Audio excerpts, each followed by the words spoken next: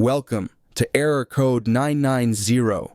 Today, we invite you on an in-depth journey into the world of dating apps as we explore how Tinder influences our lives, relationships, and self-esteem.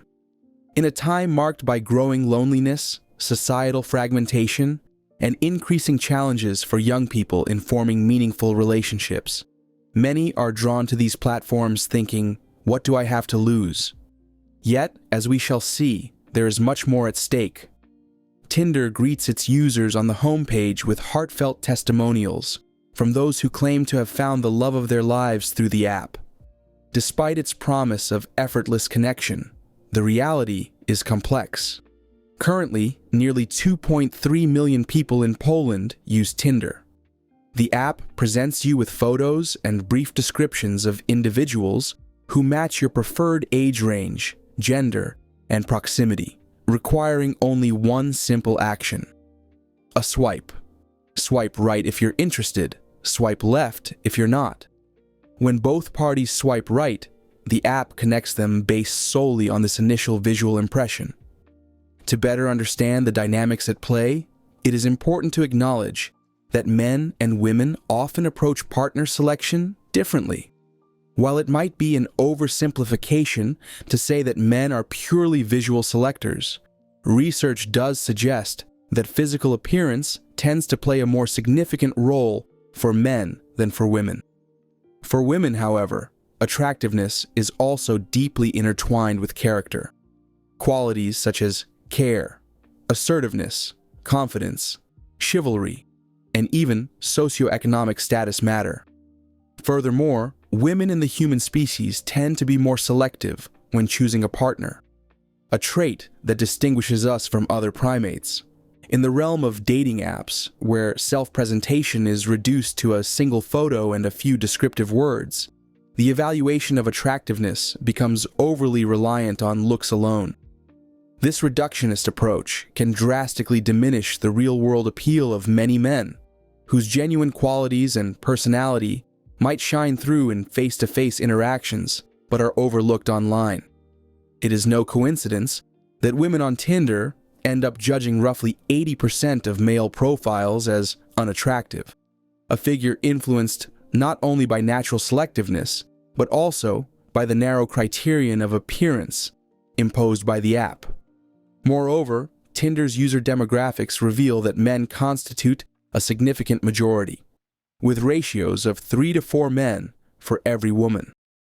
This imbalance is partly due to the fact that young and middle-aged men, who are often single, are more enticed by the prospect of quick, casual matches that Tinder so frequently advertises. However, this very dynamic creates a toxic environment.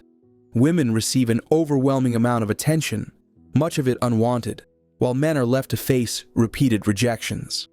If a man were to be turned down by hundreds of women in succession, his nervous system would likely signal that there might be something inherently wrong with him, even though the online rejections are based on a superficial criterion that hardly reflects his true worth.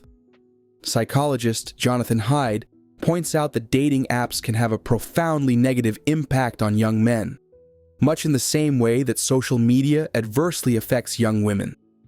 Just as women on platforms like Facebook or Instagram are bombarded with idealized, reality-defying images that can lead them to feel inferior, men on Tinder find themselves in an environment that repeatedly suggests that few, if any, women find them attractive.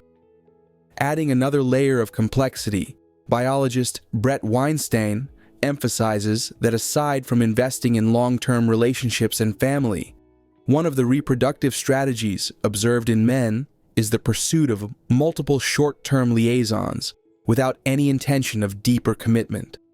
While this strategy may have evolutionary roots, offering a chance to pass on genes even when a stable partnership is not formed, the digital context of Tinder amplifies this behavior, often in a destructive manner.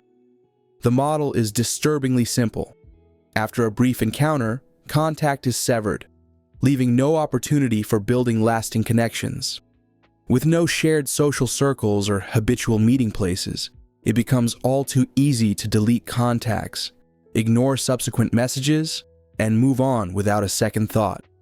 Such predatory behavior is facilitated by the app's design, which minimizes the social costs of rejection, since mutual acquaintances are virtually non-existent. Another critical aspect to consider is how Tinder influences body image and self-perception. Research indicates that heavy use of dating apps is associated with lower body satisfaction, feelings of shame, internalization of unrealistic beauty standards, constant self-comparison, and an over-reliance on social media as a benchmark for personal attractiveness. Even though dating apps often market themselves as avenues to find a soulmate or a life partner, your success in doing so is not necessarily in the app's best interest. For a company that profits from your continuous engagement, it is more beneficial for you to experience a series of fleeting matches and subsequent rejections, thus ensuring that you return to the app in search of that next brief thrill. This intermittent reinforcement, where a string of negative experiences is sporadically interrupted by a short-lived positive one, can trick your brain into believing that the process is worthwhile, even though the overall experience might be emotionally draining. In summary, while dating apps like Tinder can certainly help some people find partners or even make new friends, it is crucial to be aware of their potential impact on our lives. The constrained self-presentation, simplified rating system, and underlying psychological mechanisms can lead to significant frustration and alienation. Remember, no app can fully capture the essence of who we truly are. Only genuine, in-person interactions can reveal our real selves. Thank you for watching this analysis. If you found this exploration insightful, please leave a comment and give the video a thumbs up. Stay tuned for more deep dives on error code 990. See you in the next episode.